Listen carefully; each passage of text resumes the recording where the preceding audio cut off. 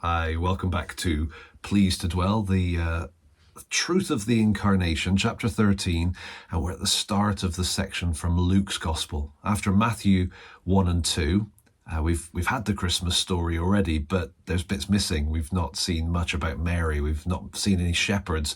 It's okay. Now we're going to Luke. He's going to give us some very familiar and also a much longer account of the Christmas story. So let's look at how it begins. Just the first 4 verses.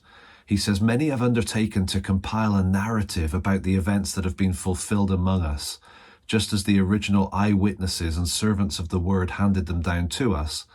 So it also seemed good to me, since I have carefully investigated everything from the very first, to write to you in an orderly sequence, most honorable Theophilus, so that you may know the certainty of the things about which you have been instructed."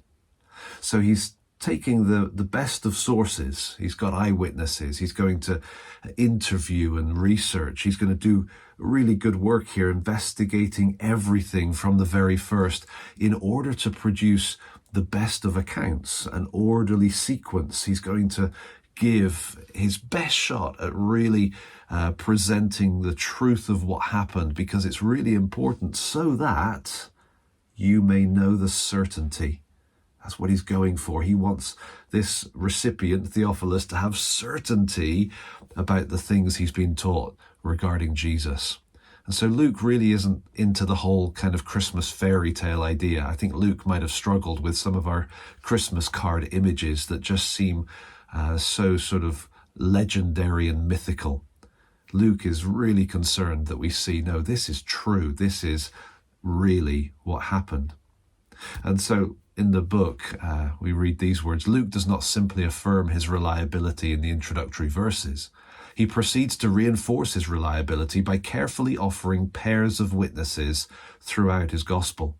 In the ancient law court, a fact was established if 2 reliable witnesses would attest to it. With a forceful subtlety, Luke brings in his witnesses 2 by 2.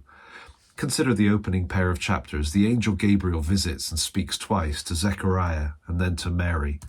The response of the angelic visit recipients is seen in 2 magnificent songs, Mary's Magnificat and Zechariah's Benedictus, to give them their Latin titles. The name of John is confirmed by 2 witnesses, his mother and then his father. The timing of Jesus' birth is located by 2 historical time frames, Caesar Augustus's decree and the governorship of Quirinius in Syria. The birth of the second boy is affirmed by both his parents and the angelically informed shepherd witnesses. And these shepherd witnesses, a strange choice in the ancient world, went away praising God for all they had both seen and heard.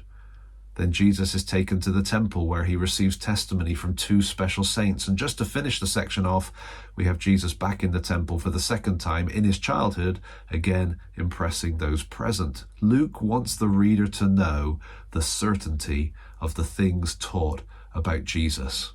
In the chapter, go on to give a brief summary of how he does that again later on in the book, with this kind of piling up of pairs of witnesses in terms of his presentation of Jesus in his trial, in his crucifixion, in his resurrection, 2 witnesses on the road to Emmaus, and so on. Luke really wants you to know, I've researched this, I've spoken to the people who were there, I've heard their story, and I've organized the material to give you an orderly account, 2 by 2 by 2 by 2 witnesses, to convince you that what I'm describing is not legend, it's not myth, it's not fairy tale. The birth of Jesus the Christ is fact. It's historic fact, and we can know that with certainty, not least because of Luke's good, hard work. So hopefully you can enjoy this next section as we work our way through Luke chapters 1 and 2. We've had a little sneak preview there, and next time we'll move on to the next section. See you tomorrow.